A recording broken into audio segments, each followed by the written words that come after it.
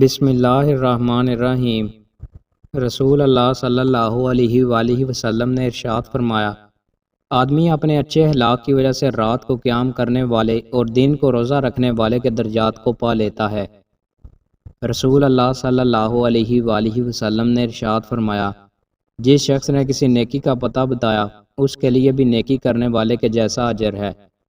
رسول اللہ صلی اللہ علیہ وآلہ وسلم نے ارشاد فرمایا، جو شخص ایک دن میں 12 رکعتیں بطور نفل نماز پڑھتا ہے اس کے لیے ان کے بدلے جنت میں ایک گھر بنا دیا جاتا ہے۔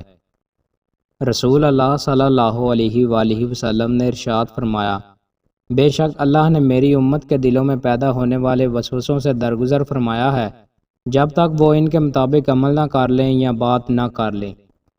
رسول اللہ صلی اللہ علیہ وآلہ وسلم نے ارشاد فرمایا، جس کو اپنی نیکیاں اچھی لگیں اور گناہ برے لگیں وہ مومن ہے۔ رسول اللہ صلی اللہ علیہ وآلہ وسلم نے ارشاد فرمایا، تم میں سب سے زیادہ عزیز مجھے وہ شخص ہے جس کے عادات و اخلاق سب سے عمدہ ہوں۔ پل صراط کیا ہے؟ رسول اللہ صلی اللہ علیہ وآلہ وسلم نے ارشاد فرمایا، پل صراط کو جہنم کے اوپر رکھا جائے گا، اس پر کانٹے ہوں گے جیسے سدان کے کانٹے، پھر لوگ گزریں گے، کچھ صحیح سلامت بچ نکلیں گے، کچھ ناقص جسم والے ہو کر آخر کار بچ نکلیں گے، پھر نتیجہ یہ ہوگا کہ کوئی نجات پا جائے گا، کوئی وہاں روک لیا جائے گا اور کوئی سار کے بال اس میں جا گرے گا۔